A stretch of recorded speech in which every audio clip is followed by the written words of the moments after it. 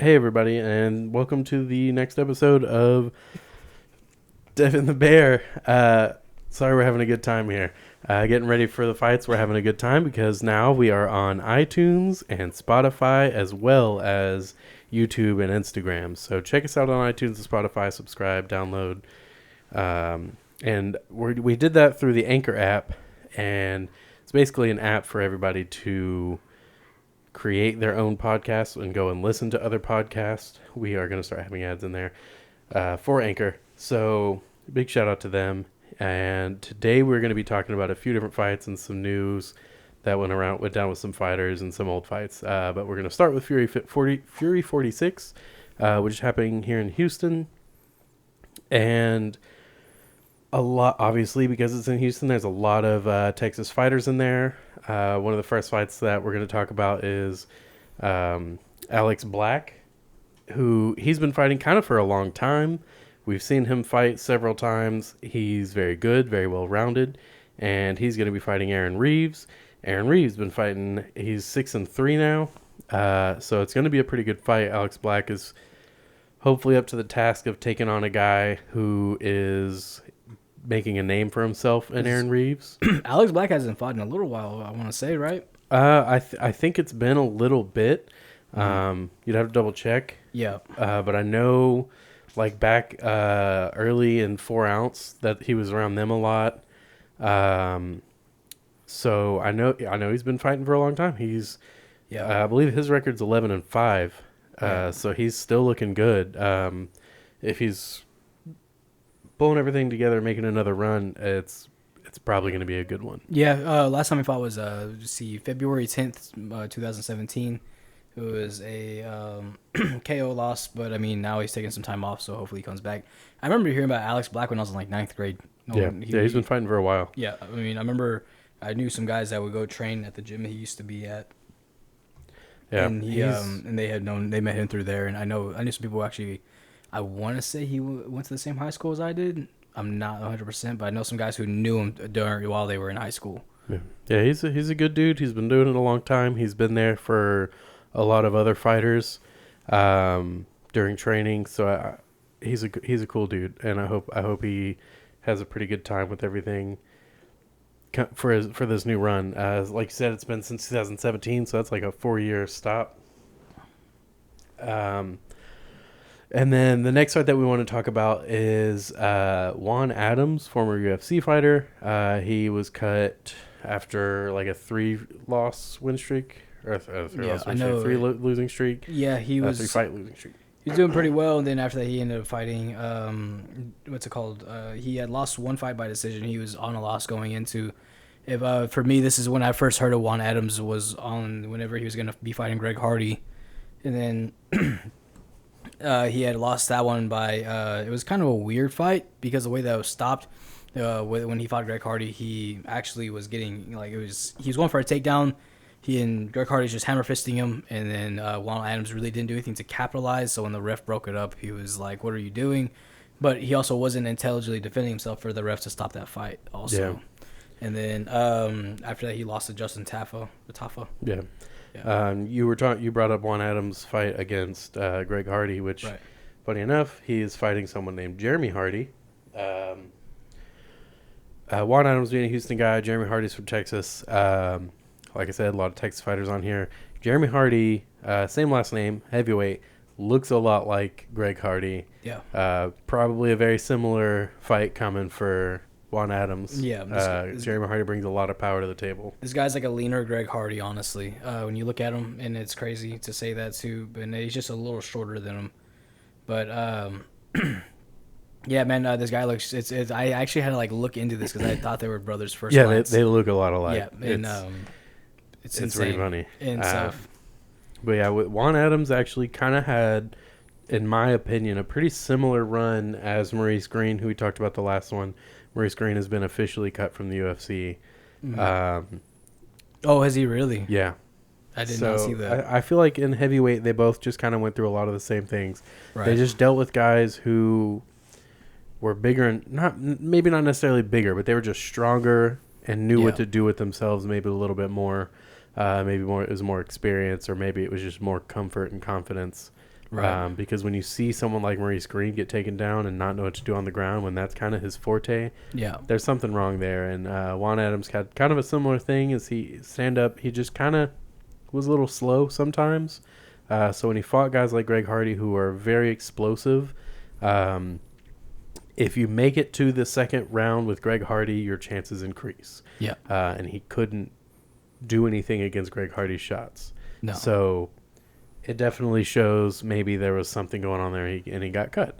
So his fight against Jeremy Hardy, I think, is going to be kind of maybe a good fight for Juan Adams to be able to evaluate himself. Yeah. See where he stands. Because it's a guy who's very, like I said, very similar to Greg Hardy as far as his style. I think Jeremy Hardy maybe could probably last a little longer than Greg Hardy in the cage. Yeah. A little bit better cardio. So that'll be a really fun fight, I think, for Fury 46. I think that one's really going to be fun. One of the next ones we're going to talk about is Jacob Silva fighting out of, again, Houston. And he's going to be fighting Rashad Robinson. Rashad Robinson's taking this fight on late notice, which is a big deal. Jacob Silva's very good, very well-rounded, has shown lots of heart. So I think for him to step up and take this fight, it's going to be a very tough test for him because Jacob Silva's got kind of this career where he wins some and he loses some. Yeah. But even in his losses, dude looks really good. He's look very really good. solid all around. Yeah. I think that Rashad Robinson doesn't bring anything to Jacob Silva that he hasn't seen before. Yeah. I think Jacob Silva is going to be very comfortable, very confident. And if it goes to the ground, Jacob Silva's taking it. I know that much. I think so too. Whenever I looked into Rashad Robinson, and props to that guy for taking the fight on short notice, to keep this fight alive for Jacob Silva, because I'm ready to see this guy go in there and do what he does best. But I just think when it comes to Jacob Silva, like he has a very I wouldn't say underrated ground, but like he has a ground game that I guess people sleep on. People just forget that he has it because he's so fast. Like you watch him fight, and that dude just knows how to throw a punch. He knows when to throw the punch.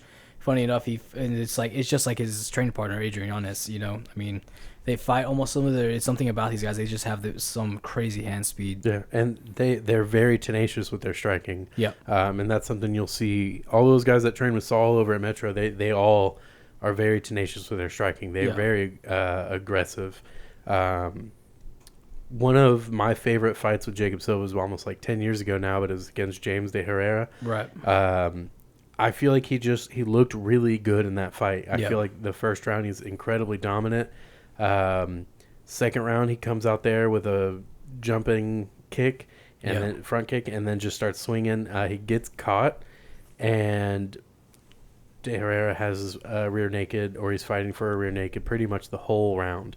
And then the third round, Jacob shows that he can come back from adversity like that and it not waver him whatsoever. And he came back and he won the fight with TKO. He got he was holding on to a really tight guillotine. De Herrera ended up slipping out of it. As soon as he stood up, though, Jacob was right there with those up kicks and rocked him. That's what I remember watching that fight too. Is just those up kicks were dirty, man. That's what's something about Jacob Silva is just he's ready to take the fight anywhere it needs to go. Wherever the fight's going to be, he's prepared for all of it. I mean, most guys, whenever they're in that position, they don't think to throw up kicks. And even that was 10 years ago, and he's only gotten better. Yeah, he really only has. He's been knocking on the door of the UFC for a while now. Yeah.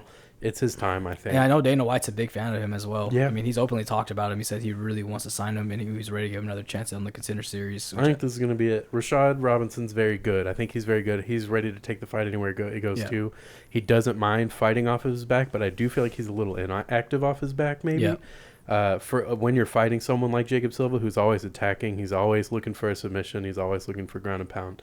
So I think if he does fight like that against Jacob Silva, he's going to get finished. Yeah. Because the fights that he's had, he's I don't want to say the stronger fighter of the two, but he typically will overpower them. Yeah. And when he's on his back, he knows he can stop that guy from transitioning to a better position. Because Rashad has a very strong top game. Yeah. From what I saw, Yeah. he's strong on top. Like whenever he's in control, he knows what he's doing. But Jacob Silva is one of those guys where it's like you take him He'll down. attack you from the bottom. Yeah. He doesn't care. Yeah, He'll pull guard. He's get okay a with guillotine. it. Yeah, anywhere he wants the fight to go, he's gonna let it go. And Yeah. so it's really cool to see that. And then the thing is like I think that Jacob Silva, especially going in, I think he's gonna pull off the win. But he definitely has the striking advantage coming into this fight. So I think Rashad takes him down. Rashad's got some heavy hands. Yeah. When he throws his hooks, he lands. He'll move your whole head. Even if you block those shots, he's gonna move your whole head. He hits hard. Yeah, and CJ has a great chin as well. I mean, so, that guy's been doing it for a while, and he still has been very durable. So it's gonna be definitely interesting to see. But like I agree with you though. I'm gonna go Jacob Silva on that one. Yeah, like I said, I think this is Jacob Silva's time. He's gonna make it in the UFC with this fight. Yeah. So the next fight, which is another exciting one, is gonna be Theo Laoyang. I've heard it said. I don't know why I'm butchering it right now. I'm gonna let you butcher it because I know I'm gonna say it wrong too. Is who he's fighting. Super glue. Theo is 5-0. Josh is 4-1. Both guys are very scrappy. I feel like on the stand-up, although Josh is very good, I feel like Theo's going to have a bit of the power advantage, and he's got a pretty wide arsenal as far as his strikes go. He's very fun to watch, but I think if this fight has any grappling whatsoever, Josh is going to win that. Yeah, Josh is very good. He's very dominant. He knows how to control people. I think he takes this one. If there's any grappling, if it's standing, it's going to be kind of a fun one to watch. For sure. And so, I'm always excited to watch featherweight fights, man. They're so much fun. These guys are fast. They're strong. They have it all. So I'm definitely looking forward to that fight. Yeah. And so this fight card is actually going to have 3 title fights. The first one of the night will be Cameron Graves and Fernando Padilla at 145. Cameron Graves is very good. He's 9-3. He's had some fights where he's having to fight off his back, and when the other guy is pushing really hard and if he's postured up, he's raining down punches. He's shown that he kind of gets a little frantic, but he's a champion for a reason. Fernando Padilla is 13-4, so that one's going to be a good one because both guys coming into it, they know how to win their fights. Right. I think Cameron Graves takes it. I think he keeps it. It's going to be a good one. Got to rep those Texas boys. Yeah, for sure. The second title fight is going to be Mano Martinez and Jose Johnson. Mano's got some crazy power in his hands. He does. That dude can hit fast and he can hit hard. One of his wins is against Casey Jones. I think that was his last win, or his last fight, and he got a knockout on Casey in like a minute. Yep. And it just kind of came out of nowhere. Yeah, it was really very did. fast. Just a testament to how strong and heavy his hands are. Casey Jones, he's been there, he's done that. So he's a good guy. He's a good fighter. It just wasn't his night. Yeah. He's also Mana's another Metro Fight Club. So really? Again, the tenacity in the hands, it's there. Yeah. Jose Johnson's 12-6. He's got plenty of wins. He's got plenty of losses, which means more cage time, more experience. So it's going to be interesting to see what goes down there. I'm liking the Metro Fight Club's guys night. I think they're looking good. Yeah. They're all looking good right now, and I think they look good on this night. I think they do really well. Yeah, they got a gas line to the UFC now, so I'm excited to see what all these guys do. Mana, he's with that knockout against Casey. I was surprised to see it because I know Casey. I've met him before, and he's very durable. I mean, he trains hard, he works hard. This guy works a full-time job just to go out there and still have these fights against these high-level fighters. And so, but I'm excited. I'm very excited for that fight. The main event is going to be Anthony Ivy challenging for Nikolai Veretennikov for the welterweight title. Anthony Ivy is a former UFC fighter. He definitely earned his shot in the UFC. That dude's powerful. That dude will put you on the ground, and he will, whether it's by knocking you down on your feet or if it's him putting you there and beating you into the ground, into the mat. But he's got a tough test with Nikolai. I think they have pretty similar records. I want to say they're both like 8-3, 8-4. Anthony's 8-4, and Nikolai is 8-3. Okay, yeah. So very similar. That one's going to be a really fun one to watch. So you have Anthony Ivy, who has this bigger audience, this bigger experience. Does he work his way back up? And you always kind of look at it like that, like the UFC's up there, and you got to work your way up to the UFC. But Fury is a great organization. It's got a great presence here in Houston. A lot of great talents came out of there. Just name one, Alex Hernandez. Even though people want to say what they want about him, I mean, he's still a great fighter, a young fighter. I think he's going to do great things once he went in there and fought Cowboy. That's a big deal. Yeah. Even if you didn't look good, even if you lost the fight, I mean, fighting Cowboys is tough enough as it is. Look at his last fight against Chris Grutzmacher. Yeah. You know, I mean, he knocked that dude out before he even hit the ground, was still going off on him. That dude couldn't even have time to fall with all the punches he was throwing. So it's Fury Fighting is a great organization. So that one's going to be happening on May 16th. It's a very exciting card. A lot of local talent. Yeah. And then you go out, there's a lot of guys who fight out of San Antonio and Dallas on that card as well. Yep. So go out and show your support in Houston. Get your tickets. Show up. Yep. I think it's at the Bayou Center. Yes, sir. So have fun with that one. It's going to be a lot of fun, man. This is actually going to be my first live MMA event, so I'm very excited to be there and to attend that. You know, talked to some of these guys before. No, you've been in an MMA event. I have been in an MMA event before. It was very unfortunate. We were idiots. We didn't know what we were doing. Yeah. And we were cornering a friend of ours, and we made him look bad. We made ourselves look bad. I saw a peach fuzz on my face. I didn't even know what I was doing at all. I was like, man, dude, I don't even have armpit hair, and you want me How long ago was that, though? That was 14 when we did that. That was a long time ago. Yeah, that was a long time ago, dude. And we cornered one of our buddies. I completely forgot about Jeremy. I don't even want to say his name. I don't even want to say his name. I don't want to make him look bad. He did well, but we couldn't get the cage open, and they wouldn't open it for us. And we're like, hey, help us out. And so we're standing there chucking a water bottle up over the freaking and the wall. water bottle was half drink on top of that. You remember so that? It's flopping all over the place, and we just looked like complete morons. But we were there for our boy as best we could. He looked real good. Yeah. Up until he got in that armbar, which he held on. Dude, it was also a last minute replacement. We got there and they're like, oh no, you're fighting someone else instead. Brazilian guy. We're like, oh, sick. And then he gets him in. The dude is only going for takedowns. That's all he could do.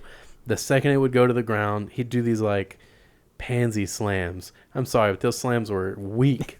And then our buddy would, he remains nameless. He would reverse everything. He who shall not be named. That's he would reverse everything and then get on top, and he would be winning the fight. And the second round comes in, this guy gets an armbar, and he's holding on to it for a solid 2 minutes. Yeah, which when you're in there, it feels like forever. I know that. I'm sure our friend knew that, and we're sitting there yelling dude, you got to roll, you got to roll, you got to tuck. You got to tuck. You can tuck. You got to do it. I don't think he could hear us. Yeah. So much was going on. It was loud. Eventually, like I said, after the longest 2 minutes, he taps. Yeah. It sucked. Like I said, we looked stupid. We made him look bad. It was awful. We hung out after those. A pretty good time. Yeah, you remember the Muay Thai match? The Muay Thai fight? Yeah. The guy got kicked in the nuts twice in a row. 2 or 3 times. 3 times. That's what it was. It was 3 times. And the dude who... Okay, so you have the younger, much bigger, much more in shape guy. Yeah. And then you had a shorter, older guy. And it's a very solid Muay Thai fight up until a groin shot. Yeah. And then another one. And then another one. And then he knocks the guy out with a head kick. And I'm just like... Yeah, give the guy a break, man. Yeah. Can't go low like that and then go high. Yeah. It was rough, but I mean, it was cool. It was over at 4 ounce. It was a long time ago. Took a page out of a GSP's book with that one. So anyway, it's going to be a good time on May 16th. Yeah. Go check it out. Be looking for Jacob Silva's fight. That one's going to be a really good one. Be looking for Alex Black's return. Be looking for Juan Adams and Jeremy Hardy. That one's going to be exciting. Josh Altum and Mana Martinez.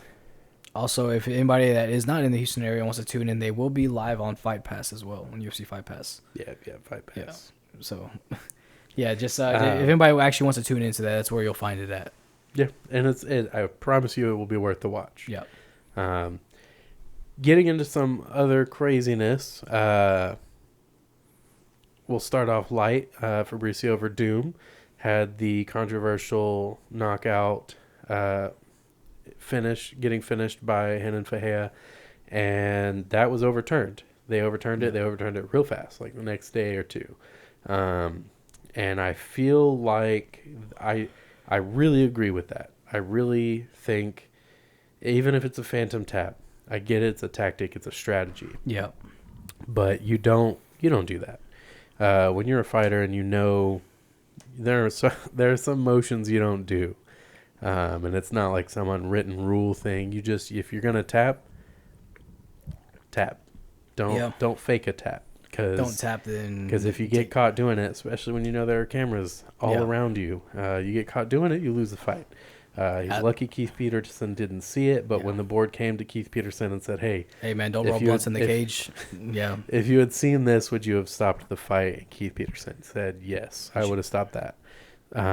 So they overturned it in favor of Werdum, but it's a no contest. So now they both have 1 point. Yeah. So they're tied, which I think helps Werdum out a lot. Really sucks for Ferreira. Yeah. He's a talent, so I think he'll be all right. But it's just very unfortunate for both guys. More fortunate for Werdum, I guess. Yeah. I think it's definitely the right call. Werdum won that fight, and and they did what was right. At least he does have a point coming out of it because what's that? Excuse me, never mind. I forgot that whenever you have to win a fight to get 3 points, right? Yeah, if you win the fight, you get 3 points. If you finish, depending on what round it is, you get bonus points. That's right. But at least you got a point out of it. That's always nice, though. You know. The next thing, Anthony Johnson was arrested for identity theft. What do you know about that? What's that? What do I know about it? Yeah. I mean, I kind of read up on it a little bit. Apparently, he was using a credit card that was not under his name. Whenever he boarded the flight, the person whose card that it belonged to was informed, hey, there has been a purchase for this flight made under your name. They said, okay, well, that's not me. Like, I'm sitting here wherever I'm at. And so they found out who it was, and they traced it back to Anthony Johnson. And they arrested him for identity theft, for using a credit card that wasn't his, pretty much, to get on that plane and fly back. Yeah, which I'm not sure how Anthony Johnson ended up with it. I'm not sure if it was mix up with luggage or what. I hope, and I feel like you got to think that it's not Anthony Johnson's fault. I feel like the guy doesn't need to commit fraud or theft or identity theft to be able to buy a plane ticket. Yeah, I mean, Anthony Johnson has been around for a while, Yeah, it's just kind of a weird story, and it just sucks that he got arrested. It was like 3 days after his knockout win. Yeah. So it's just crazy. He's just trying to come home. Unfortunate. And that happened. But in other news, a couple fights that have been set up or are in the works to be set up is we have Johnny Walker is set to fight Thiago Santos. Yep. That'll be a really fun one. Yep. That one's really exciting. That one's set for September, so I would definitely be on the lookout for that. I mean, everybody knows who Johnny Walker is. He took the UFC by storm, and he's kind of went on a roller coaster, but he's exciting no matter what. And then you have a guy like Thiago Santos, who I think Johnny Walker's going to do. It will not really play into Thiago Santos' game, but do what Thiago Santos likes to do. He's going to go out there. He's going to stand up with them. It's going to be a fight. I don't really see how this can be a boring fight, to be honest with you. I don't either. Yeah. Unless both guys are just too timid. I could see Johnny Walker being a little timid after getting knocked out by Corey Anderson. Mm-hmm. I could see him going in there and being like, okay, I gotta fight smarter this time. because he got really Thiago hurt. Santos is a big deal. He's a heavy Yeah. hitter. So he needs to fight smart. I could see him being a little timid. I could see Thiago Santos coming in and saying, all right, keep going, keep winning, don't get knocked out.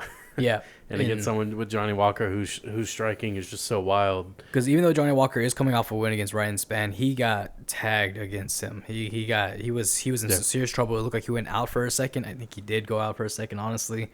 He's kind of notorious for that. He gets knocked out and wakes back up really quick. And so and Thiago Santos, man, he doesn't play no shit. Like I'd say he's one of the hardest workers in the UFC. Yeah.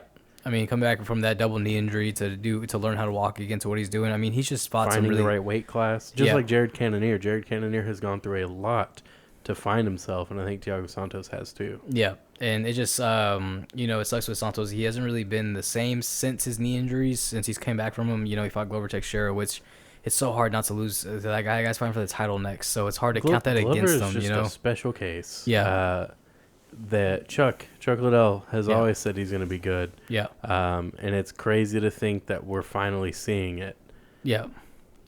So, yeah, losing to Glover Teixeira's, Or even his last loss was to Alexander Rakic. Rakic? Yeah, Rakic. Rakic. Yeah. And, so, I mean, even that guy, that guy is... He's surging through the rankings, too. Yeah, he's top 5. I mean, that guy is already saying he should be fighting Yuri. I think him fighting Yuri would be cool. I think that makes sense. Yeah, he said that them two should fight. He's good, but 2 fights in the UFC, and I understand the people you beat and the way you beat them is phenomenal. Yeah. But come on, 2 fights. Yeah, you give him a title shot. Give him another fight. I think because that fight's now the Glover Teixeira fight's not for another little while, and I think Yuri needs to rest up a little bit. He did take some really hard shots in that fight. He did admit to getting knocked out by that up kick also in the second round. Yeah, he said the main thing he had a problem with was the jabs. He was like, yeah, there are a lot of jabs. There are a lot of left hands that caught me that I wasn't ready for. He countered really well. And then someone asked him, did you get rocked by that up kick? Did you get hurt by it? And he goes, I don't even remember an up kick happening. That happened? And they're like, yeah. And he goes, I don't remember. And I don't know if that's because of the adrenaline. In his best English, he said, I don't remember if it was the adrenaline or if it was just, it hurt me that bad, but I couldn't tell you if that's something that happened or not. Yeah, so he got caught really good, but I don't know. I'm excited for that fight. And another fight that is in the works right now is Darren Till versus Luke Rockhold. That one's exciting. Yeah, that's very exciting. If Luke Rockhold can come back and show everybody his striking is still there. He's a fucking samurai, dude. It's going to be a tough test to do it against someone like Darren Till. Yeah, and what's that? Excuse me. Luke Rockhold, he's actually, one of his coaches is Khabib now, and so I think he's kind of going back because he has great jiu-jitsu. He doesn't really use it that much. I wish he would have used it more. He probably would have been in a better position than he is now if he would have used it. I mean, he submitted Michael Bisping with a one-armed guillotine, from Mountain. And then he also, whenever he fought Chris Weidman, they went to the ground and he was very comfortable. He was comfortable. He was on top of Chris Weidman, and he controlled Chris Weidman the whole time. So I think there's a lot of good things happening with these fights in the works. But to get into what we're very excited to talk about, UFC 262 happening this Saturday in Houston, Texas. Repping the set. It's the reason that Fury 46 is another reason it's so exciting is because it's going to be part of the Looking for a Fight series by Dana White. He's going to be there. Several UFC fighters are going to be there. Like we were saying, better make it. Catch Jacob Silva's fight.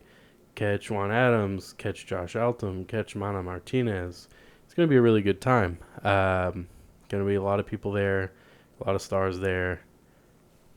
Check out Fury 46. Yeah.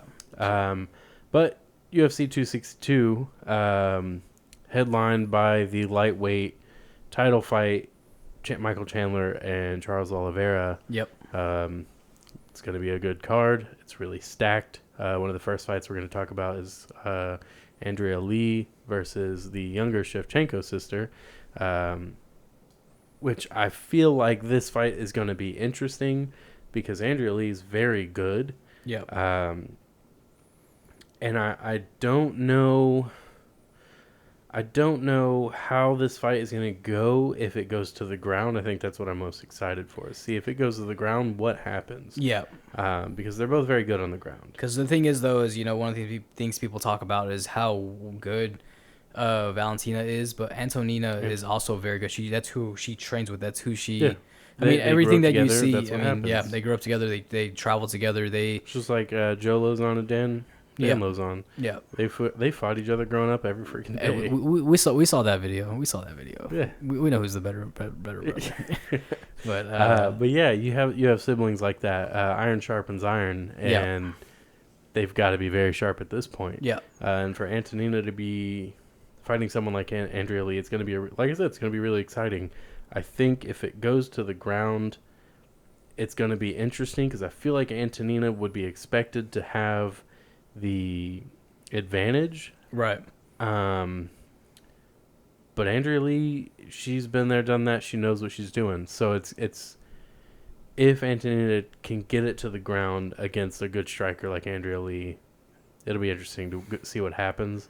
I don't think Andrea Lee gets a finish, though.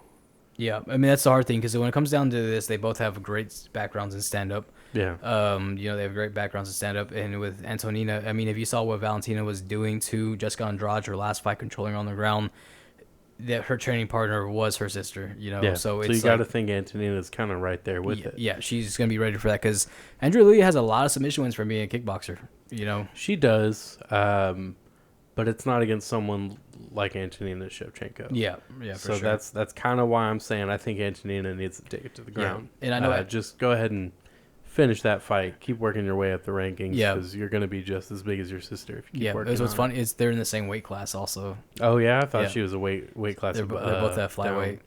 Oh okay. Well, so yeah, it's kind of like Davison Figueiredo and his brother Francisco. Let them fight, And so that'd be kind of cool. Hey, I mean, they would sell. I'd buy it. I mean, I buy every fight anyways. I don't illegally stream, but we don't do that here. Also, what's it called? Andrea Lee, she's coming out. She's on a 3-fight skid right now. So I mean, she kind of has to come with everything she can bring to be like, I beat a Shevchenko sister. Yeah, that's and when you're fighting on a prelim card and you're on a 3-fight losing streak, you really are backed into a corner. Yeah. When you're fighting on a prelim, even if it's on a big pay-per-view like this one, you aren't getting the attention that you need. So like someone like Cowboy is on a 6-fight winless streak. Yeah. But Dana said he'd still give him another chance. Yeah. 6 fights without a win, and he's still getting another chance. It's because of who he is, because of the attention he brings. Andrea Lee's not bringing that kind of attention. She definitely does need to get a win here. Yeah. No, she comes out and it's a barn burner of a fight to start off the prelims. Yeah, you might be able to stick around even if you lose. Yeah, I mean, it's definitely Look at how long Clay Guida's been around. Yeah. Doesn't win fights very often. And that guy's fighting UFC newcomers now. Yeah, it's nuts, dude. But I mean, for my prediction of that fight, I'm gonna go Antonina by decision though. I don't think she finishes her. I don't either. But I think her best bet, take it to the ground, tire her out. That way, when you're standing, it ain't so bad. Because Andrea Lee's got great stand-up. Antonina does too. Yeah. So you take her to the ground, you tire her out there, make the fight easier for yourself. Right. Yeah, for sure. The next fight is going to be Lando Venata and Mike Grundy. One of the typical, or not typical, but like almost cliche striker versus grappler matchups. You have Lando Venata, amazing kickboxer. Yeah. You have Mike Grundy, who is a world-renowned wrestler. And you got somebody like Lando. I mean, he's never in a boring fight. I've always enjoyed watching this guy fight. Fun. I mean, his first fight in the UFC, he almost knocked out Tony Ferguson. Yeah. Yeah. Which, the way Tony fights, it's crazy he doesn't get knocked out. Yeah. It's crazy. It just shows it only worked for Tony. Like, the way he trains, the way he is. Tony's the type of guy who hides himself in Francis Ngannou's punching bag for conditioning.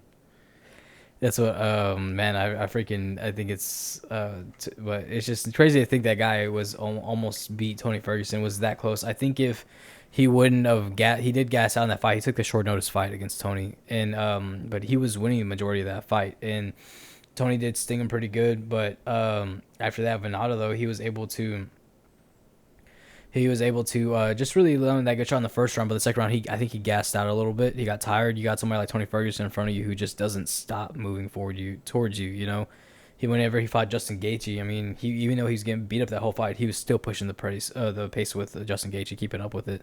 So, and you got Mike Grundy. You know, that guy's a grinder. That's what he does. You know, he's a wrestler. Yeah, you see some of this guy's submissions, and it's crazy the things that he can do. I can't remember who it was against. He had the guy up against the cage and was getting a standing guillotine, or was it anaconda choke? But anyways, getting the choke and almost flips the guy over. He's pinned him up against the cage with his arms around the guy's neck, kind of an over-under, and the dude is bent over forward, and he almost flips him forward, feet up in the air. It was just a crazy thing to see. Very hard to explain. I don't know why I'm finding it so hard to explain. But it was really cool to see. Mike Grundy's very strong, very athletic. All of his fight celebrations, he does like a double backflip. So that fight's going to be very interesting. I hate to say it, but because I am a big Lando Venata fan, but I think it goes to decision. I think Mike Grundy wins it. Yeah, I think Grundy takes it. Venata has one submission loss, and it's to Tony Ferguson by a choke. It's by the Bravo choke that Mike Grundy's very good at it as well. I mean, this guy is a gold medalist jiu-jitsu fighter. So I think Mike Grundy, I feel like he finishes the fight eventually once he's able to get control of Lando. But, I mean, you know, it's not a knock on that guy. He is. Well, but I think what's going to push it to decision is how soon can he get that takedown? Yeah. Because Lando Venata is going to be looking for it. And at this level, he's going to know what to throw. He's going to know what to look for, and he's going to know throw that when you see what you need to see. And with his striking range and his arsenal, what he can throw is kind of limitless. That dude can throw anything. He can throw wheel does kicks. It all the he time. Can throw all kinds of crazy strikes. So I would hope that he's got some knees ready. What I've seen a lot is when Mike Grundy goes for a takedown, he does that, disguise it with the overhand right. Mm-hmm. Then he goes for a takedown. I mean, it's kind of an old school move. Yeah. You don't see it as much anymore, but if it works, it works, you know? Exactly. But is it going to work against someone like Lando Venata? I don't think so. Mm-hmm. But I think eventually he'll get it. And when he does get it, that's when the problems start for Venata. Yeah. So, like I said, I think it goes to decision. I think Grundy gets it. I definitely wouldn't be surprised if he gets a submission win. But the way that he goes for that takedown, I could see him get knocked out too. Yeah. So my picks are just both fighters by any means necessary. How about that? Just gotta play both sides. I'm playing both sides so that I always end up on top. Exactly. There you go. Playing it smart then. But no, I'm gonna go with Mike Grundy by decision. I hope Venata gets a knockout because I like seeing him. I love watching that dude fight, man. But I feel like I think Grundy's able to get a late fight, so like probably a late round submission, probably third round. And so for the headline of the prelims, good fight coming up. Jacques Ray Souza. I've always enjoyed watching this guy fight. Yeah, the alligator. Jacques Ray. He's gonna be up against a up and comer, Andre Muniz. Yep. Both Brazilian fighters, both very good on the ground. You got to think the stand-up advantage goes to Jacques Ray. Yeah. You kind of have to see where his age is taking him because we've seen him lose quite a bit now. Yeah.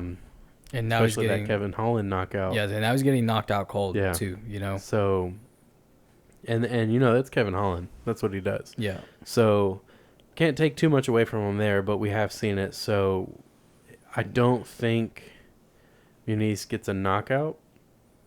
Yeah. He's definitely going to be probably more comfortable on the ground, but it's hard to be comfortable on the ground against someone like Jacques Ray. So, I think Jacques Ray's got the advantage in the stand-up. So, I'm gonna say it's gonna end up against the cage a lot. Mm-hmm. I'm gonna say there's a lot of clinch work.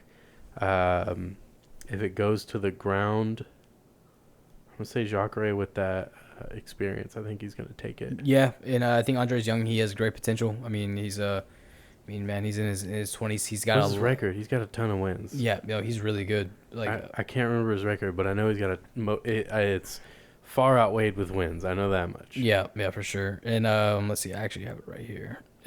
He is 20-4. It's a great record. Yeah, I mean, you know, that really is. He's got his 4 losses are by knockout. So it also says something right there, you know. And so got that power. He does have that power, dude. I remember whenever Jacques Ray Souza punched Chris Weidman in the forehead, oh, dude. I thought he killed him the way he fell back. He just didn't even catch himself, and the ref didn't even jump in. I was like, "What are you doing?" But I remember the first time I saw Jacques Ray, it was in Strike Force, and I was watching it, and I was like, Jacques Ray, I don't know what that means. And I look it up, and I was like, oh, it means alligator. Okay, cool. Yeah. And then he wins this fight, and he does the alligator thing, and I'm like, oh, man, I love this guy. Dude, he's just fun to watch, man. He's just an all-around good guy, but I think the experience is definitely going to help Jacques Ray, but also you have to understand, I mean, Andre Muniz is Muniz. Andre Muniz is the... We suck. Yeah, right? And so... he's the younger fighter coming in. He's fighting a guy who is on a 3-fight skid right now. And now is he losing these fights by first it was decision. Now he's getting knocked out. You know, and Jacques Ray was never really a guy that got knocked out. He had a couple of knockout losses, but to some really great fighters, Gegard Mousasi, Robert Whittaker, just to name a few. I think we talked about this on the podcast before, but I can never get over how long Gegard Mousasi has been fighting. Yeah, you bought that dude back in Dream, crazy. Man. That's years ago. Yeah. Yeah. He's been fighting since, like, most fighters were children. Yeah. Or most current fighters were children. And he dude looks like he's still in his early 20s. But anyway. I wouldn't go that far. You know, it's the bald head, man. It disguises the age really well. Gegard's not bald. Oh, you're talking about Gegard? Yeah. I thought you said Jacques Ray. I was like, dude. No, I'm talking about Gegard Mousasi. I can't. That's just crazy to me. He looks like he's a freaking, like, 26-year-old, man.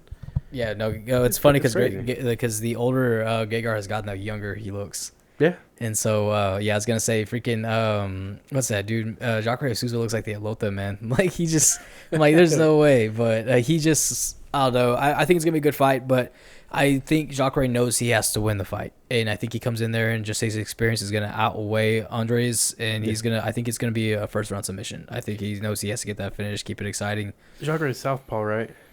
Pretty sure he's southpaw. I can't remember right now. I know that. I could be wrong. I feel like he's southpaw. Work that jab. Yeah. And the knockout will be there. Because I think when you have that kind of power against a guy who, I'm not saying Andre Muniz has no stand-up. Right. But when you have the power advantage like Jacques Ray has, when you have the experience like he has, when you know how to move properly, you don't have to move as fast. You don't have to be so aggressive. Right. Let the jab be there. Work your jab. Make it work.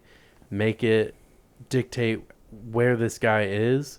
And then once you figure out, like, okay, I got him put where I need him to be using my jab, that's when you throw in the big hooks. Yeah. That's when you throw in the big straights. Whatever punch it is, you need to finish it. However you get him reacting with your jab, that's how you finish it. I'm always such a big fan of his knockout against Derek Brunson, though. Not the first one that happened in Strikeforce, but the second one when they fought in the UFC. Oh, okay. And because the way he just head kicks Derek Brunson just falls against the cage and just walks him down like fucking Jason Voorhees. I was like, man, that is just the way he just imagine that. You just get head kicked by a jiu-jitsu guy, and then this man just walking towards you. He's so calm. Like, he even drops his hands, confident, like, yeah, I got this in the bag, you know. But yeah, I gotta go Jacques Ray first round sub on that one. Yeah, I think those will be some of the more exciting prelims in a while. Yeah. Not that any of the prelims haven't been exciting, but having Jacques Ray on a prelim is pretty crazy. Yeah, just says something about the rest of the card, you know. So leading into the main card, we're starting off in the bantamweight division. We got Matt Schnell versus Rogerio Bontorin, and I feel like Matt Schnell probably just went up in weight. I think he used to fight at flyweight. Yeah, he used to fight at flyweight, so we're seeing him come back up. And if the name Matt Schnell sounds familiar, he used to be on that MTV show. It was Fightville was the name of it? Or Fightville was the documentary on Netflix. That's right. That Caged, that's what it was. Caged, yeah.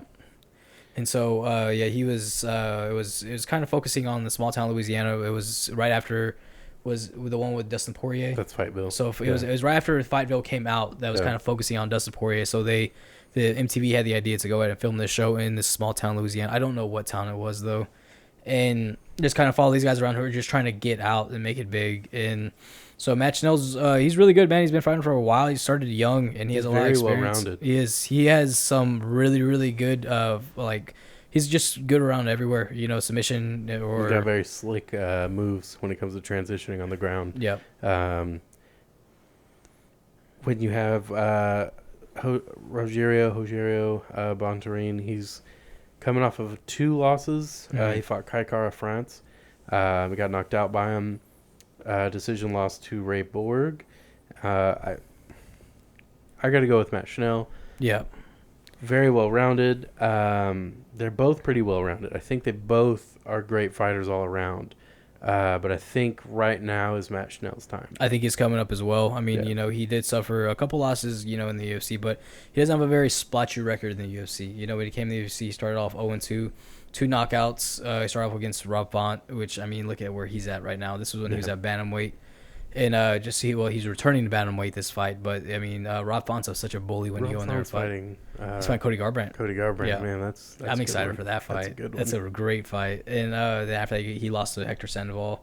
Then he ends up going on a 4-fight win streak, fights Alexandre Pantoja, and then gets knocked out by him. But then picked up a great fight. It was a really good fight against Tyson Nam. Tyson Nam is good.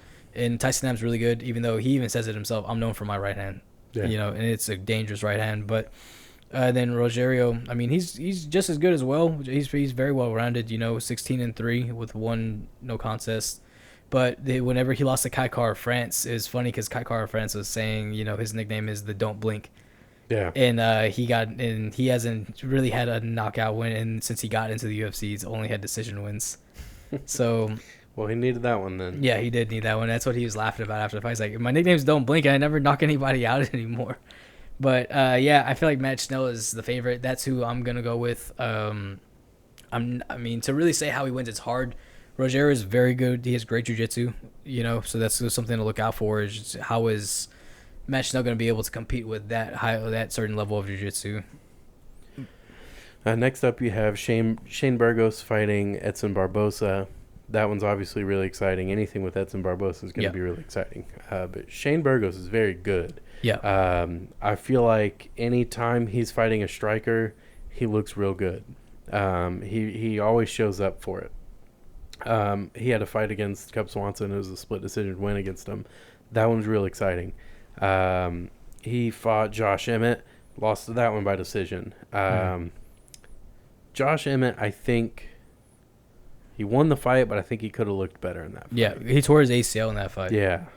Okay, that's I remember there was something about it, and I'm like, he didn't look great. He won the fight, but I think he could have done better. So, he tore his ACL. Yeah. That makes sense. Because he, after the fight, he was upset with how they were kind of reacting to Josh Emmett. Like, they were saying, he's not moving very well. He could be doing better here or there. And then after the fight, within the first and seconds in the fight, he hit me with a leg kick, and I tore my ACL. And he's like, I'm in there fighting my ass off, and these people are going to say I should try harder or should do better. But, when I get injured in the fight, I can still continue to fight 15 minutes on this, knee that it's blown out. So, but I like Shane Burgos, man. He shows up to fight, and he really only has losses against big name guys. Only 2 losses in the UFC right now against Josh Emmett. Yeah, I don't know why I went blank. It's like I was thinking Calvin Kattar. That was his first loss in the UFC. Yeah, and we all know who Calvin Kattar is by now. Yeah. The next fight, or I'm sorry, we're talking about Etson Barbosa. Obviously, we know who Etson Barbosa is. Yeah. As far as prediction, I think Edson Barbosa kind of has something to prove at this point in his career. He says he feels stronger than ever. He says he feels great. I don't know how many times we hear that in someone's career. I haven't heard that one before, right? Yeah. I don't know, man. This one's tough. I think Shane Burgos is coming up. Yeah. I think Edson Barbosa's moving on to kind of someone like Cowboy, where he's fun to watch. Everybody likes watching him. Yeah. But he's not going to be winning a title anytime soon. Like Edson, I know he dropped down to featherweight, and he did finally snap his 3-fight lose streak. Yeah. So it was good to see him finally pick up a win. But I just think Shane Burgos, you can't look past him just because he's lost to these top guys. He lost these top guys whenever he's still kind of getting his footing in the UFC. He does have a decent amount of wins in the UFC, but he's when it comes to Edson Barbosa, he's kind of like you said, he's kind of on decline. And Shane Burgos comes to fight. It's hard. It's not easy putting a guy like Shane Burgos out. Yeah. And we've seen now Edson. He got knocked out against Justin Gaethje. Justin Gaethje arguably Justin Gaethje arguably has some of the is one of the hardest hitters in, if not the hardest hitter in the 155 division. There probably is a couple guys you can name that say Dustin he hits Poirier. Harder. Yeah, I think Dustin Poirier hits harder than him. Yeah. And How many prove that? yeah, he did. And so I think I'm gonna go Shane Burgos by decision though. I really don't think Edson's able to pull off that win. I think Burgos is just gonna be just not too much for him, just gonna be crisper for him. You know, he's gonna be ready for him. There's so much film. Whenever you have a guy like Etson Barbosa, there's so much film and stuff you can study on him to know exactly when he's gonna be ready for something. You know. I'm gonna say Shane Burgos by submission. Really? Okay. Yeah, I'm gonna say second round submission. You better put that on your Verdict MMA app. I'm holding you accountable. Yeah, I'm gonna do that. And so for the next up, we have let's see, Caitlin Chukagian taking on what's that? Caitlin Viviana Chukagian. Araújo. Yeah, Viviana Araújo. And so I like Caitlin Chukagian. I think she's proven a point that her title fight. She's top fighter. Yeah, even though she did lose to Shevchenko, who hasn't lost to Shevchenko, especially at this flyweight run that she's on right now. I haven't lost to Shevchenko. You want to fight her? You can fight her if you want. I didn't say I want to fight her. I just said I haven't lost to her. I'll let her know. Yeah, I'll make that happen. That one's a good fight. I think Chukagian's still needs to be tested. Every single fight she's going to have is going to be a test. So let me rephrase that. I don't think that she still needs to be tested. I think that she is still going to be tested at each fight. And this is definitely one of those fights. I'm going to say that Caitlin Chukagian wins by knockout. Because I think that Vivian, however she pronounces it, I think that she won't disengage from any stand-up. Because she's got a handful of knockout wins. She doesn't mind standing up. Her fight against Roxanne Modafferi was a good fight. She looked good in it. I think it stays standing for the most part, and I think Caitlin Chukagian wins by knockout. I'm gonna go Vivian. I gotta at least disagree with you on something right now. We can't just. Okay. But no, I really do think that she does win though. She put on a great performance against Roxanne Modafferi. Yeah. I mean, she beat her up bad. And it's hard to do that. Yeah. I mean, Roxanne Modafferi is tough. Good. She's been around forever, dude, and she just keeps getting better and better. We saw what she did against a top up and comer like Macy Barber. That was a great fight. Yeah. I mean, Macy Barber hurt herself, but. Yeah. Great fight. Even before that, even before she tore her ACL, she was still getting beat up by Roxanne. But Viviane, she really put it on Roxanne at some point. It was like, okay, is she gonna finish her yet? Because it was just getting to that point. But I'm kind of curious to see. I don't think she stops Caitlin though. But it's hard to say. I mean, we had Caitlin. When she lost to Valentina. It was a TKO crucifix position. It's really hard to defend whenever you're right there. And then she lost to a body shot by Jessica Andrade. And I don't know if Viviane hits as hard as Andrade, but I think we'll find out. Yeah, if anything, I think for me right now, I'm probably gonna go Viviane by decision. All right. The next fight's gonna be Tony Ferguson and Benil Daryush. That is a great fight. Super excited for this fight.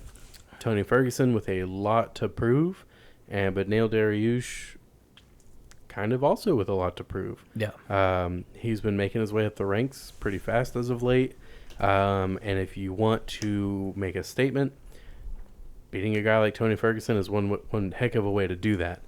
Tony Ferguson's really exciting, really fun. Everybody knows Tony Ferguson. Benil Daryush, though, very exciting. That dude has been tearing through people. Dude, especially lately. Like, man, he's coming out. He's proven a point. Like, he's having this resurgence that's good to see because we've seen him, in a couple of his losses. He's had some tough knockout losses, man, like brutal knockout losses to Alexander Hernandez and then also to Etson Barbosa. I mean, the way that knee that Etson threw whenever he was going for a takedown right on the chin, just perfect timing. And the way that Benil fell, just stiffened out. But we've also seen Benil, he's come back. He's shown his durability. I mean, I don't know many people that can take a flying knee to the face like that and still keep going. And whenever he came back, he fought Drakkar Klose, knocked him out. And so he's showing that, hey, and he got hurt in that fight as well. Drakkar Klose tagged him really, really clean. So I think Benil Daryush is on the come up right now. I mean, you have Tony Ferguson, he's 0-2 right now. And these fights that we've seen him in, he's getting beat up in. He's not necessarily like being that that tough fighter. That he still is that tough fighter, but it's just fight was rough to watch. Yeah, I mean, you're seeing him get outclassed, but in every aspect. I mean, he was known for his stand up and being very unorthodox, throwing sand and stuff. Yeah, yeah. I was gonna say he had that leg sweep. Yeah, that like kung fu style leg sweep that worked really well against KG, and then he threw the pocket sand.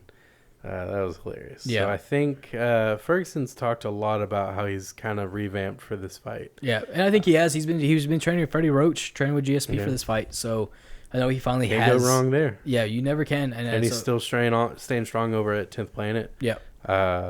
So I'm gonna say kind of the same thing that I say sometimes with Dustin Poirier. Go back to your roots, man. Go back to your jiu-jitsu. Yeah. Show people that. Yeah, I might have fallen in love with my striking, but it's my jiu-jitsu that I'm best at. So remember that. Yeah.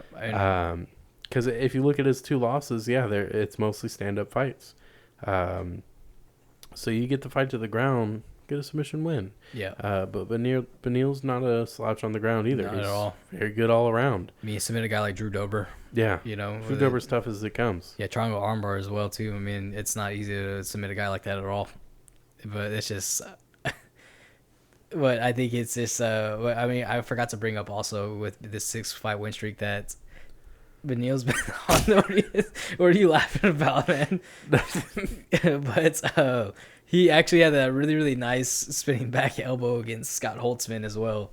And Scott Holtzman's going to be really good, though. Yeah, I mean, you gotta look at it that Benil's coming up. He's gonna be entering possibly like top 7, or he's gonna be ranked very high after this fight. I do think Benil Daryush beats him though.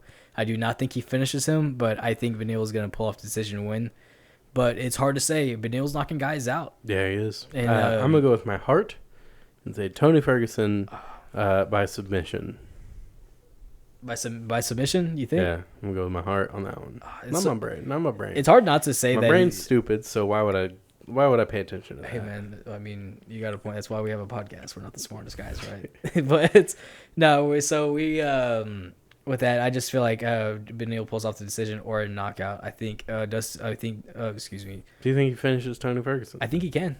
I think. I think he can too. Yeah, but I think it happens. I think there's a strong possibility. I think Tony Ferguson's durability is catching up with him.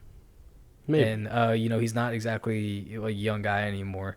He's in his late 30s. You got Benil Daryush, who's 32. He's still in his prime, and just what he's doing to these guys, man. He's beating these guys up. He's putting in work. He's submitting guys. He's knocking out guys. He's going off. But those guys aren't Tony Ferguson. Yeah, but I mean, there's only one Tony Ferguson. Yeah. Yeah. It's hard not to go against him. Man. Exactly. Like, it's hard not to go against them because it's Tony Ferguson. But I remember like not too long after he was on The Ultimate Fighter, and he just kept winning and kept winning and kept winning, and I was just like, guys, how can we not stop Tony Ferguson? Yeah. Like, he doesn't look particularly good anywhere. Yeah. He's got these wild strikes, and he on the ground he just kind of like seems erratic. Yeah. But then I started paying more attention, and I'm like, oh no, he knows what he's doing. I think Tony this is his style. Yeah. Like, he knows what he's doing. I think Tony gets cracked a lot, and like look what happened when the Anthony Pettis fight. He got cracked by Anthony Pettis. Cracked him really, really well. He hit him with a great shot, and I think Anthony Pettis could have finished that fight with a TKO or something. But if he wouldn't have stopped, and he was like excited, he was in this like dog fight, and then after that, once they got up, Tony Ferguson was able to put it on him. Didn't Anthony Pettis break his hand in that fight? He broke his hand. Yeah. Yeah, he broke his hand. So you cracked Tony Ferguson, but Tony Ferguson cracked back. Yeah, he cracked back harder. And so it's just but yeah, I think Benil Daryush should either be by a knockout or a decision with him. You gotta pick one, man. I gotta pick one. Okay, you know what? I'm gonna get a little wild with it, man. I'm feeling crazy, and so I'm gonna go second round. I'm gonna go second round knockout by Benil. How's that crazy? You just said that. What's that? Well, because I picked Daryush by knockout or decision, so you just picked knockout. Well, because I'm specifying that. You know what? I'm gonna pick some wild shit against a guy that doesn't get knocked out. So, but yeah. All right. Well, that brings us to the main event: Michael Chandler and Charles Oliveira. I have my issues with this fight. Same reason that I love Yuri Prochazka. I love Michael Chandler. Why do you get a title shot? Why do you jump the rankings? I don't understand this. But Michael Chandler's a great fighter. Yeah. Has he earned it in the UFC? No. Has he earned it in his whole career? Absolutely. Yeah. Everything he's done leading up to this point shows that he can easily become the UFC champion. Yeah. If he does it, he'll be the second fighter from Bellator to become a champion and also in the UFC. Funny enough, same weight class as Eddie Alvarez, who is also... Yeah. And they fought twice. Yeah. And they are both crazy exciting fights. Yeah.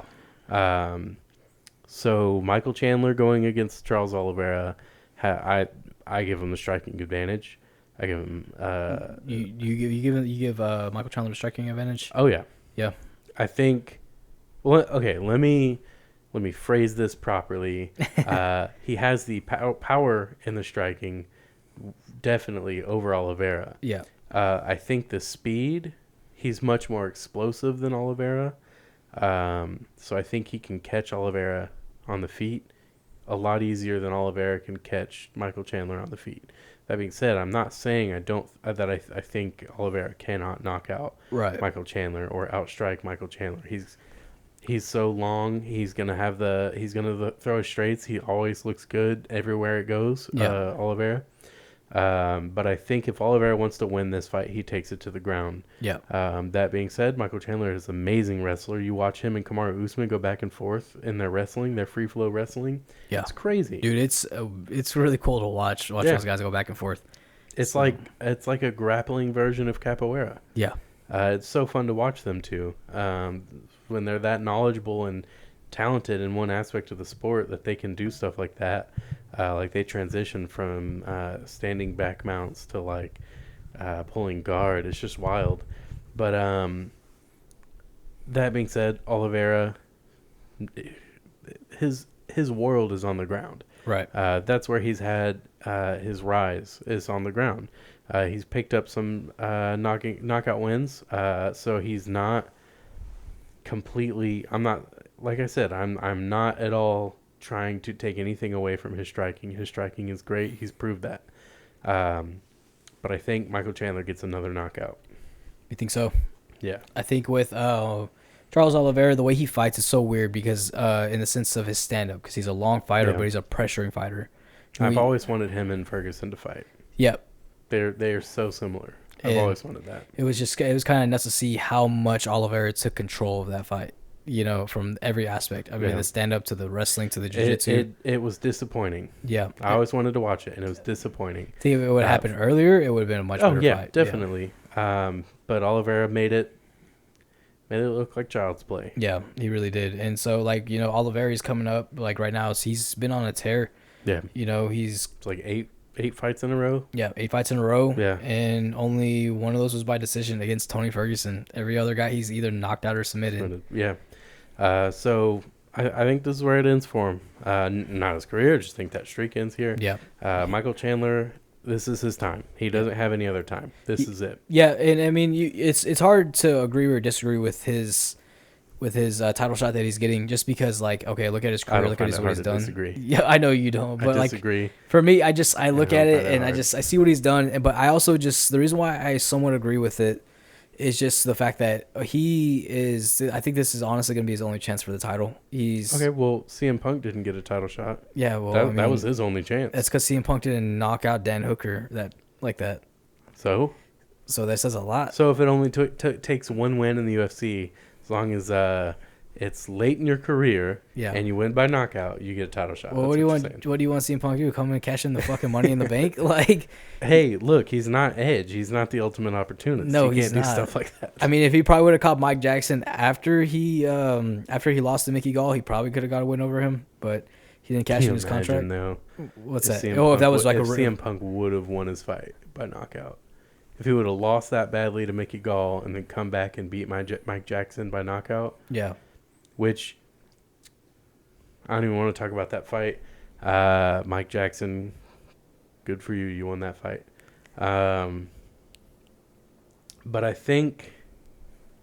just think that when you come into something where the talent pool for every single weight class is as deep as it is in the UFC, You can't just come in and get one fight over a top guy. Yeah. And then be like, all right, title shot, here we go. Yeah. That being said, I know they've pushed a lot of guys throughout the history of the UFC. I know that they pushed a lot of guys. Heck, Conor McGregor. Anderson Silva got a title shot as soon as he knocked out Chris Lieben, yeah. So I understand that it's happened before. Yeah. But I had a problem with it then. I'll have a problem with it now. Yeah. I love Yuri Prochazka. I love Michael Chandler, but I don't think either of them should be getting title shots. But I feel like this is Chandler's only chance for the title, honestly. Yeah, what difference does that make?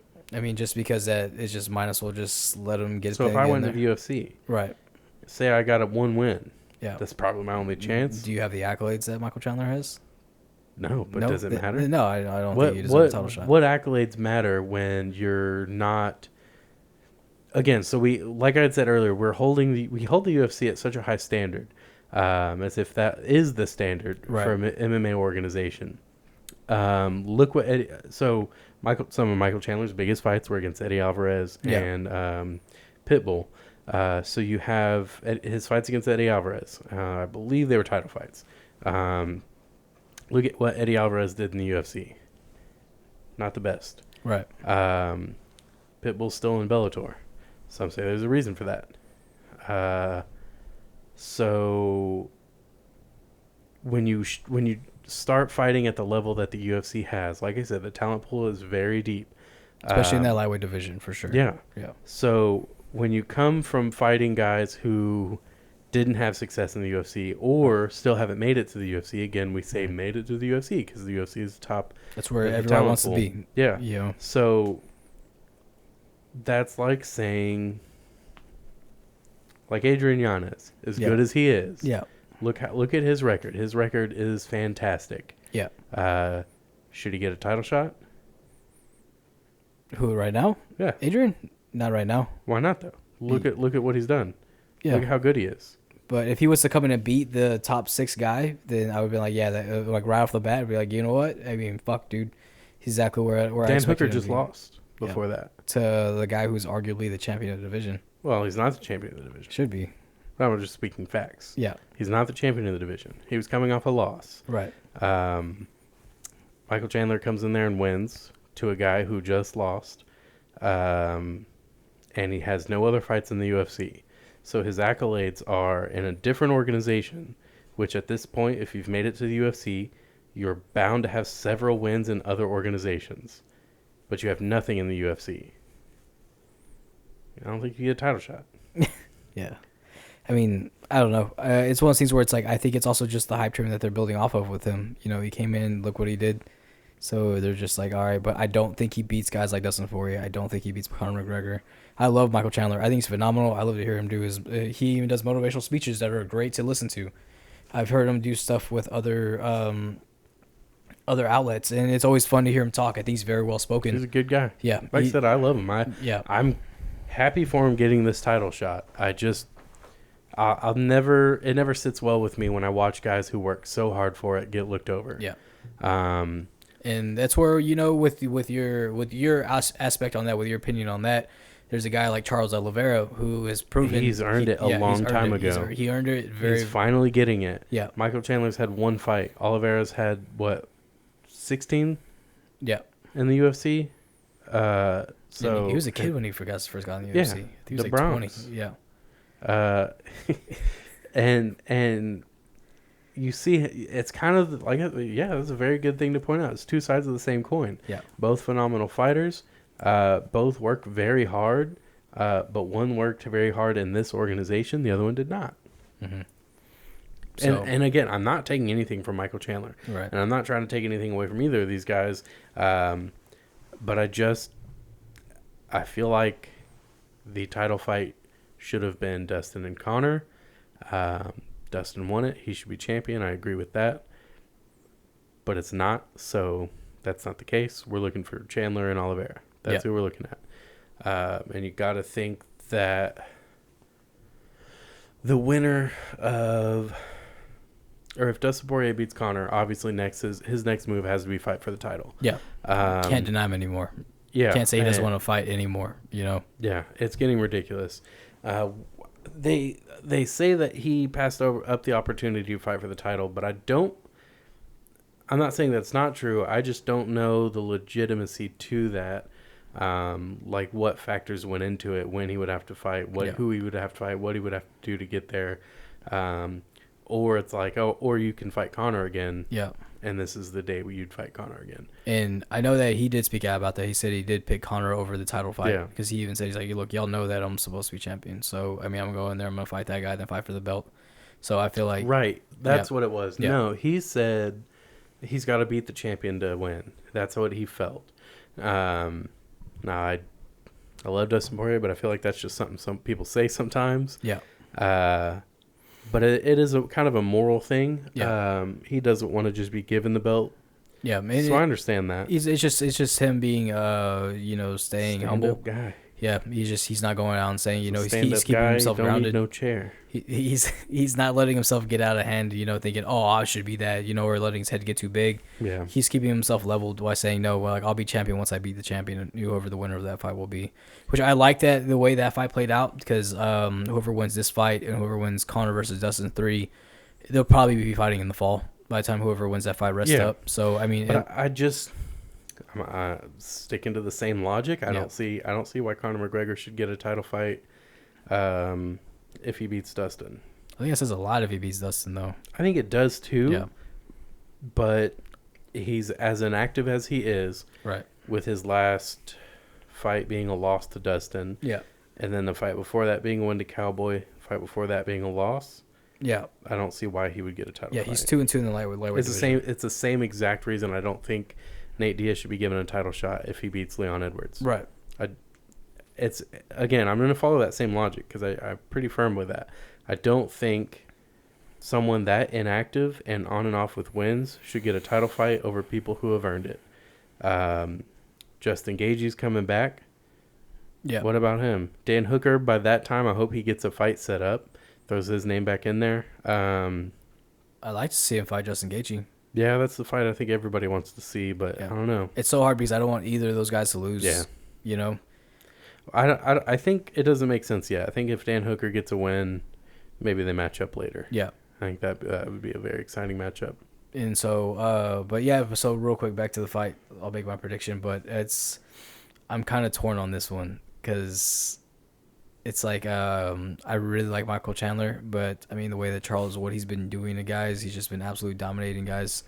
Michael Chandler pointed out, well, Charles Oliveira misses weight, Charles Oliveira has quit, but I don't think we see that Charles Oliveira anymore. I think Charles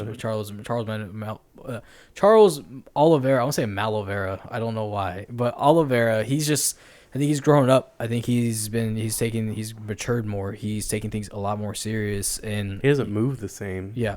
Like the way he level changes, the way that he throws his punches, the way that he initiates grappling, he doesn't move the same. He moves with purpose now. Yeah, and it's one of the things where it's like I noticed in the Tony fight is he fights a little stiff. He comes in straight at you. He throws straight punches because he's so long. He can do that, and that's why he was able to catch Tony really, really well. And the other guy like Michael Chandler is a little shorter, and I think just the way if it goes to the ground, and then I really do feel like Charles Oliveira has that advantage. I mean, I really, even though I know Michael Chandler has phenomenal wrestling, I don't think Michael's able to beat him on the ground. But when it comes down to it, I really want to say that I think Michael Chandler is able to get in there early. He's going to get pressured by Oliveira, and I think he throws an overhand right, and he knocks him out. So you think Michael Chandler wins by knockout? Yep. Me too. Yep. Okay, you know what? Let me change my pick. No. But no, I do. I think the way that Charles stands, he stands very tall, and I think that's perfect for an over right hand for Michael Chandler, who is just a hard fucking hitter, who just goes all in and just. Like I said, he's explosive. He's powerful. Yeah. He's got the wrestling. He's got the grappling. He's got the experience. So, I pick him. Picking Michael Chandler by knockout. And I would like to see Charles Oliveira win. I think he deserves it. You know my stance on that. Yeah. I think he does. What was that again? No, I'm just kidding. But I mean, I think if Charles Oliveira wins, he absolutely deserves it. I mean, if he wins, he'll be on a 9-fight winning streak since coming back to lightweight division. But I think it's just Michael Chandler's time, and I think he'll be fighting the winner of Dustin versus Conor 3, which I'm subliminating. Better be Dustin Poirier. Yeah, I was gonna say he'll be fighting Dustin Poirier. So we're not biased here though. Yeah. His hot sauce is really good. Yeah, it is. It's delicious. Poirier hot sauce. Yeah. Good stuff. Maybe we can get him to sponsor us. Yeah. We'll work on it. This episode is sponsored by Poirier's hot sauce. We're gonna get stop. We're gonna get copyrighted. But yeah, no, man. I mean, that card, I'm so excited for it. I always enjoy watching. Houston's got a lot in store for it this weekend. Again, that's UFC 262 on Saturday, and then Fury 46 on Sunday. Definitely fights to check out. I think regardless of, your stance on the virus in Texas opening up, I'm not sure what everyone's opinion is, but regardless of that, we're here to talk about MMA. I think this is great for the Texas MMA circuit because the fact that we're one of the few states that are opened up and we're going to have full capacity. So people are going to want to come. A lot of people are going to be going to the Houston show. We tried to get tickets. They sold out in less than 10 minutes. Yeah. And so they sell out fast. And then, look at the Fury fight.